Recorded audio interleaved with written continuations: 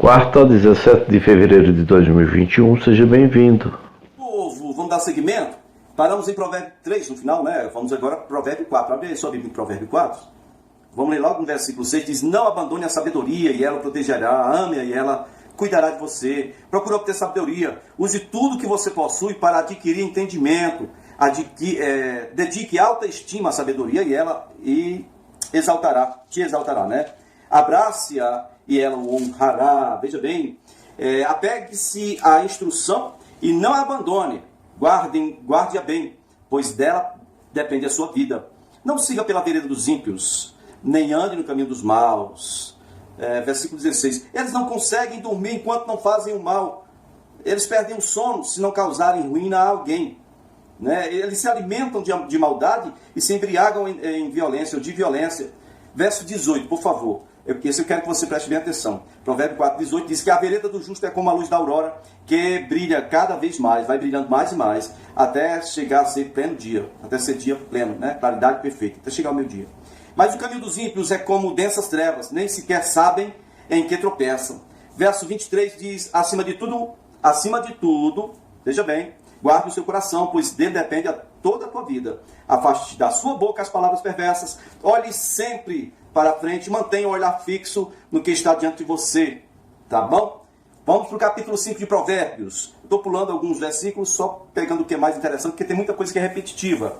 Vamos lá, Provérbios 5, verso 3 diz que os lábios da mulher imoral destilam mel, sua voz é mais suave que o azeite, mas no final é amarga como fel, afiada como uma espada de 2 gumes. Aquela espada de 2 gumes é a espada do gladiador, corta dos 2 lados, viu?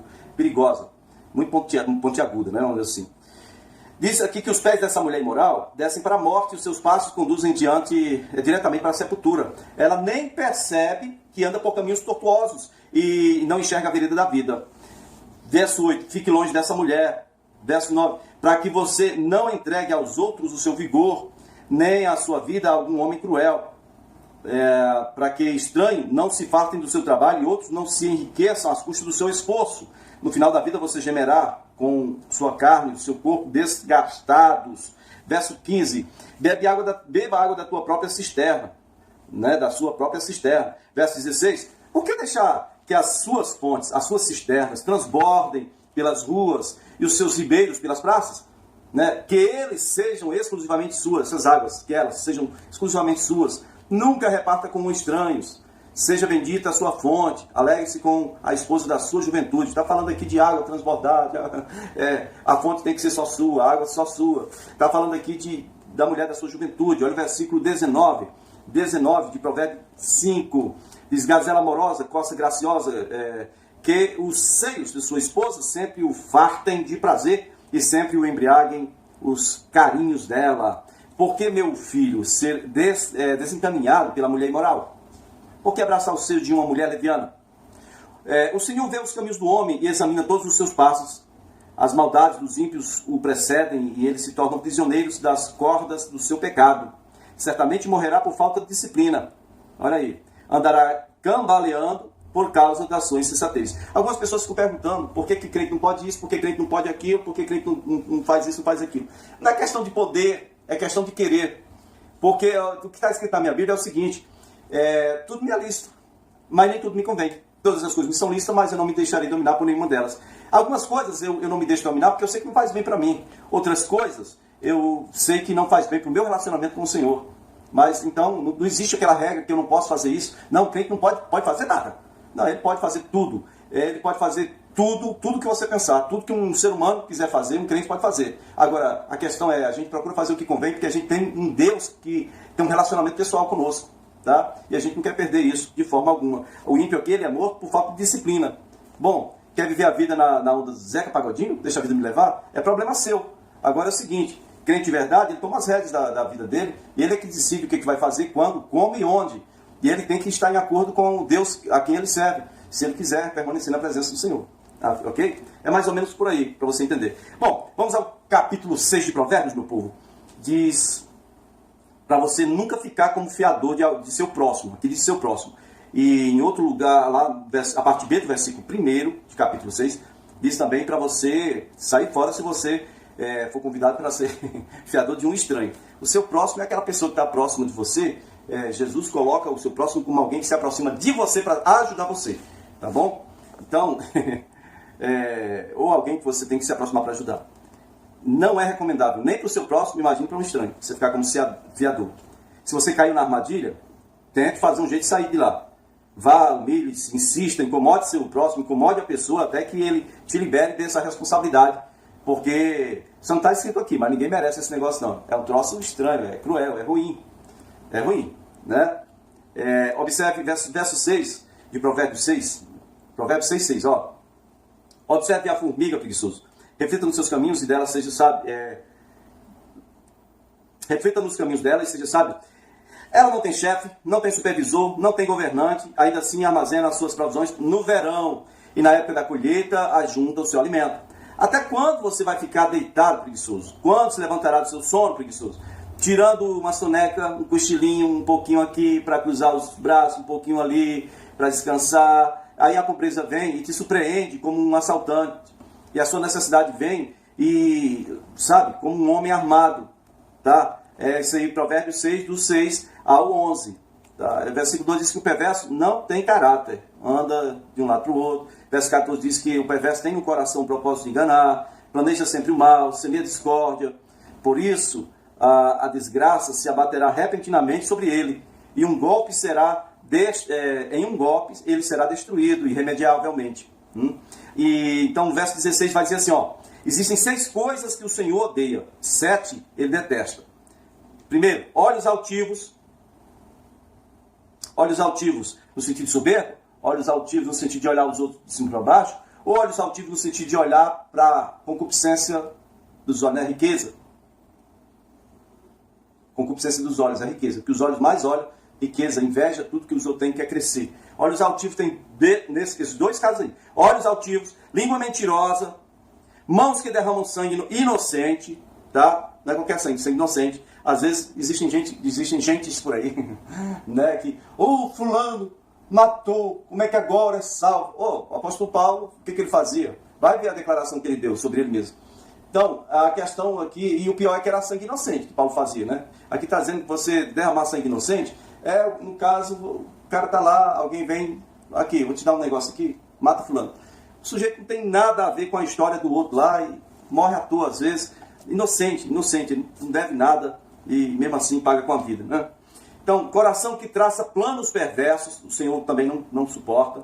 Ó, olhos altivos, língua mentirosa, mãos que derramam sangue inocente, coração que traça planos perversos, pés que se apressam para fazer o mal, testemunha falsa que espalha mentiras, e a 7ª coisa é aquele que provoca discórdia entre os irmãos. O Senhor não suporta essas coisas aí, tá bom? E aí, versículo 23 diz que o mandamento é lâmpada e a instrução é luz. Existe algo bem diferente, ó, aqui, ó. Aqui tem uma lumináriazinha, mas se eu desligo, ela fica sem luz. Sem luz, né?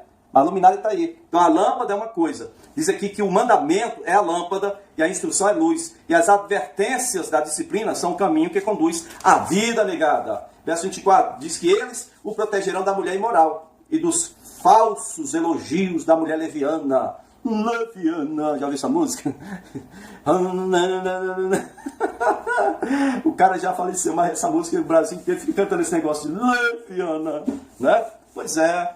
O que seria uma leviana? Você sabe? Escreve, fala aí pra mim o que é uma pessoa, uma mulher leviana. Então diz aqui que esses mandamentos vão proteger você da mulher imoral, do falso elogio da mulher leviana. Não cobice em seu coração a sua beleza, nem se deixe seduzir por seus olhares, pois o preço de uma prostituta é um pedaço de pão. Mas a mulher adúltera, a qual o texto está se referindo, essa tal imoral, essa tal leviana, é a mulher adúltera. Ela sai à caça de vidas preciosas, né? Ou de vida preciosa. É vidas preciosas mesmo, não é só uma, são muitas. Pode alguém colocar fogo no peito sem queimar a roupa? Pode alguém andar sobre as brasas sem queimar os pés? Assim acontece com quem se deita com a mulher alheia. Ninguém que a toque ficará sem castigo. Opa! É um dos mandamentos. Não mexe com a mulher do teu próximo, não. Mexe com a tua. Tá bom? Ok? Olha aí. E ainda vai dizendo aqui, versículo 30, por exemplo, um exemplo bem interessante. Versículo 30. Diz que o ladrão não é desprezado se, por causa de estar passando fome, ele rouba, né, para matar a fome dele. Mas se ele for pego lá na hora do roubo, ele vai ter que devolver 7 vezes aquilo que ele roubou. Isso era lei, né, na Torá.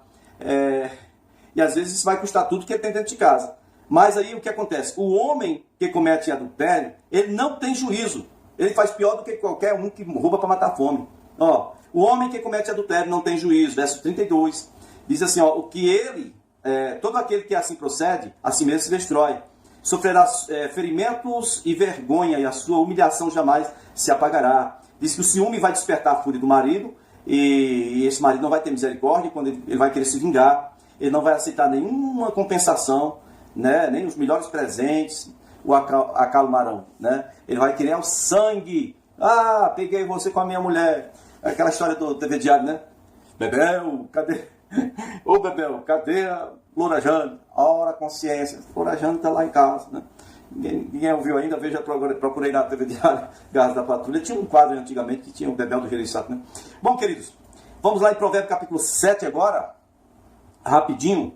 É só uma experiência aqui, o Salomão está dizendo que ele olhou pela janela e viu um jovem sem entendimento, se aproximou de uma mulher, a mulher chega e diz para ele, lá em casa eu tenho carne dos sacrifícios que eu fiz, né, de sacrifício de comunhão, sacrifício, ofertas pacíficas, e eu só te encontrei por isso. Vamos, já está tudo pronto, vamos lá para casa, gozemos as delícias do amor, lá no versículo 18, né? E aí versículo 19 ela vai dizer assim, ó, meu marido não está em casa, pode, bora. Partiu para uma longa viagem, vem comigo, amor, tô carente, veja bem. Olha bem, ele levou uma bolsa cheia de prata, só vai voltar na lua cheia, e com sedução de palavras, depois persuadiu o rapaz, o atraiu, e, sabe, levou o abestado, como disse o cearense, o abestado foi. Né? Esse aqui não seguiu o exemplo de José. José correria para longe, esse aqui correu para dentro, vamos cair para dentro, né? Pois é. Bom, Provérbios capítulo 8 vai falar do clamor da sabedoria. A sabedoria está clamando, o discernimento ergue sua voz nos lugares altos, junto aos caminhos, nas encruzilhadas, nos cruzamentos. Ela se coloca ao lado das portas da entrada da cidade. Verso 12 diz, eu, a sabedoria, moro com a prudência e tenho conhecimento que vem do bom senso. Temer o Senhor é odiar o mal. Odeio o orgulho e a arrogância, o mau comportamento e o falar perverso. Verso 15 de Provérbio 8 diz, por meu intermédio os reis governam, as autoridades exercem justiça, os nobres governam, todos os juízes da terra, né, exercem suas atividades, seus cargos. Eu amo os que me amam, verso 17, e quem me procura me encontra. Comigo estão riquezas e honra, prosperidade e justiça duradouras. Meu fruto é melhor do que o ouro e do que o ouro puro. E o que ofereço é superior à prata escolhida. Ando pelo caminho da retidão, pelas veredas da justiça, e concedo riqueza aos que me amam. O Senhor me criou antes das primeiras obras, das obras mais antigas dele. Eu fui formado desde a eternidade, desde o princípio, antes de existir a terra. Né? Nasci quando ainda não havia abismo, quando não existiam fontes das águas, antes de serem estabelecidos os montes e de existirem colinas. Eu nasci. Ele ainda não havia feito a terra, nem os campos, nem o pó com o qual formou o mundo, né? Quando ele estabeleceu os céus, lá eu estava, diz a sabedoria, e sobre a superfície do abismo. Eu lembro do Espírito Santo de Deus, disse que havia trevas sobre a fonte do abismo, né? E o Espírito Santo de Deus pairava sobre a fonte das águas. Aqui, diz aqui que a sabedoria está dizendo que estava sobre a superfície do abismo, tá bom? Então ela estava habitando no Espírito Santo de Deus. Então, quando colocou as nuvens em cima, quando determinou as fronteiras do mar, quando marcou os limites do mar para que não invadisse a terra, eu me alegrava com o mundo que ele criou, e a humildade me dava alegria. Verso 35, pois todo aquele que me encontra a vida e recebe o favor do Senhor. Mas aquele que de mim se afasta, a si mesmo se agride. Todos que me odeiam amam a morte. Final do capítulo 8 de Provérbios. Próximo vídeo a gente dá continuidade. Valeu!